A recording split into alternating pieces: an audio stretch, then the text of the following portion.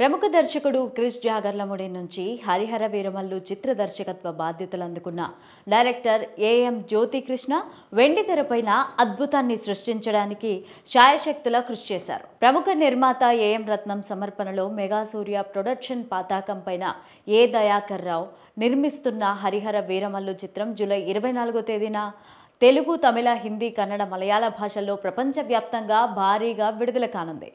ఈ చిత్రంలో బాబీ డియోల్, నిధి అగర్వాల్తో పాటు ఎందరో ప్రముఖ నటీనటులు హరిహర వీరమల్లులో ముఖ్య పాత్రలు పోషించారు. ఈ చిత్రానికి జ్ఞానశేఖర్, విఎస్ మనోజ్, పరమహంస ఛాయాగ్రాహకులుగా వ్యవహరిస్తున్నారు.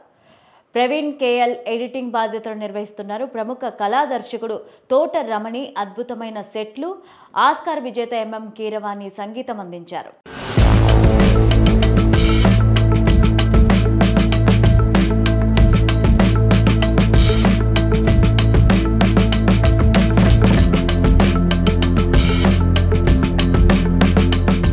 ఈ సినిమా విడుదలకు ముందు సెన్సార్ కార్యక్రమాలను దిగ్విజయంగా పూర్తి చేసుకుంది. ఈ సినిమా గురించి సెన్సార్ అధికారులు, సెన్సార్ బోర్డు రిపోర్ట్ ఏమందో ఇప్పుడు చూద్దాం. అయితే తొలి భాగం Harihara Veeramallu part 1 squad versus spirit పేరుతో విడుదల కానుండగా ఇప్పుడు ఓపెనింగ్స్ కోసం సోషల్ మీడియాలో చర్చ సాగుతోంది. 2 తెలుగు రాష్ట్రాల్లో భారీగా ధరలు పెంచేందుకు మేకర్స్ జీవోలు అందుకోగా సినిమా తొలి రోజు ఎంత సాధిస్తుందో అని అందరూ తెగ మాట్లాడేసుకుంటున్నారు. ఇప్పటికే మేకర్స్ రిలీజ్ చేసిన ప్రమోషనల్ కంటెంట్, పవన్ కళ్యాణ్ ఇచ్చిన ఇంటర్వ్యూలు ఈ ఈవెంట్స్కి రెస్పాన్స్ అందిస్తున్నాయి. ఈ సినిమా పైన బజ్ కూడా క్రియేట్ చేశాయి. ఇప్పుడు హరిహర వీరమల్లు మూవీ 30 కోట్ల ఓపెనింగ్ సాధిస్తుందని కొందరు ట్రేడ్ పండితులు అంచనా వేస్తున్నట్టు సోషల్ మీడియాలో వార్తలు వస్తున్నాయి. దీంతో 2025లో టాలీవుడ్లోని సెకండ్ ఓపెనింగ్ సాధించిన మూవీగా నిలవనుందని ప్రచారం జరుగుతోంది. Star hero Ram Charan game changer movie Sankranti కానుకగా రిలీజ్ అయ్యి 54 కోట్ల నికర వసూళ్లతో టాప్లో ఉంది.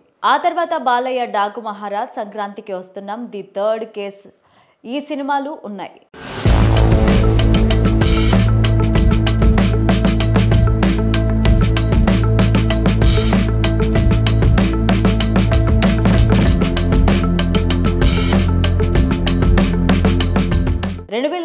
లో టాలీవుడ్లో టాప్ 5 ఓపెనర్లను చూద్దాం. గేమ్ చేంజర్ 54 కోట్లు, డాకు మహారాజ్ 25.35 కోట్లు, సంక్రాంతికి వస్తున్నాం 23 కోట్లు, ది థర్డ్ కేస్ 21 కోట్లు, కుబేరా 14.75 కోట్లతో ఉండగా ఇప్పుడు హరిహర వీరమల్లు మూవీ మొదటి రోజు వసూళ్లతో గేమ్ చేంజర్ రికార్డ్ బ్రేక్ చేస్తుందో లేదో చెప్పలేమని, కానీ సెకండ్ ప్లేస్లో మాత్రం నిలవనుందని అంతా అనుకుంటున్నారు. అయితే లాంగ్ రన్లో బాక్స్ ఆఫీస్ వద్ద భారీ వసూలు రాబట్టాలంటే మౌత్ టాక్తో పాటు కంటెంట్ పైన ఆధారపడి ఉంది. మరేం జరుగుతుందో వెయిట్ చేసి చూడాలి.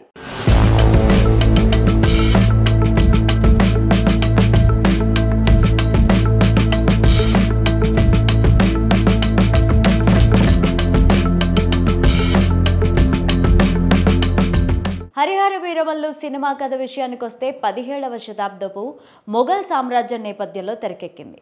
చారిత్రక యోధుడు వీరమల్లు పాత్రలో పవన్ కళ్యాణ్ నటించడం కంటే జీవించారని చెబుతున్నారు. నిరంకుశత్వానికి వ్యతిరేకంగా సత్యం, విశ్వాసం, స్వేచ్ఛ కోసం జరిగే న్యాయం, సనాతన ధర్మం కోసం పోరాడిన వీరుడి పవర్ఫుల్ జర్నీ తెర మీద చూపించబోతున్నామనే టాక్ చిత్ర యూనిట్లో వినిపిస్తోంది. పవన్ కళ్యాణ్ నటించిన ఈ చిత్రాన్ని central board of film certification వారి రివ్యూ కోసం ప్రదర్శించారు.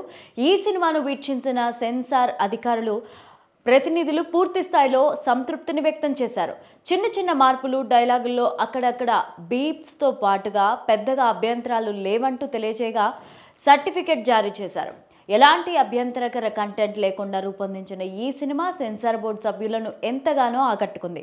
ముఖ్యంగా సినిమాకి ప్రధాన బలంగా నిలిచిన ఆకర్షణీయమైన కథనం, కళ్ళు చెదిరిపోయే సన్నివేశాలతో ఈ సినిమా విజువల్ పీస్ లాగా ఉందనే అభిప్రాయాన్ని వ్యక్తం చేస్తూ ప్రశంసలతో ముంచెత్తారు అని చిత్ర యూనిట్ తెలియజేసింది.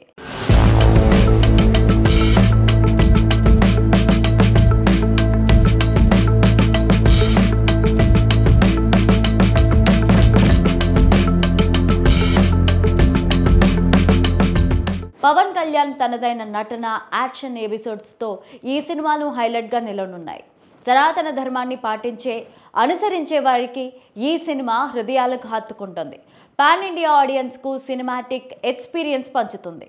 యాక్షన్ డ్రామా అంశాలతో రూపుదిద్దుకున్న ఈ సినిమా అభిమానులను విశేషంగా అలరిస్తుందనే విశ్వాసాన్ని చిత్ర యూనిట్ సభ్యులు వ్యక్తం చేశారు. ఇక క్లియర్ కంటెంట్ తో రూపొందించి సినిమాకు సెన్సార్ బోర్డు U/A సర్టిఫికేట్ ను జారీ చేశారు. ఈ సినిమా రన్ టైం వచ్చి 2 గంటల 43 నిమిషాలు ఫిక్స్ చేశారు. కోహినూర్ డైమండ్ బ్యాక్ డ్రాప్ గా సాగే ఈ కథా కథనాలు ఆద్యంతం కట్టిపడేస్తాయి, సాధారణ ప్రేక్షకులకు కొత్త అనుభూతిని పంచుతాయి అనే విషయాన్ని ప్రస్తావిస్తున్నారు.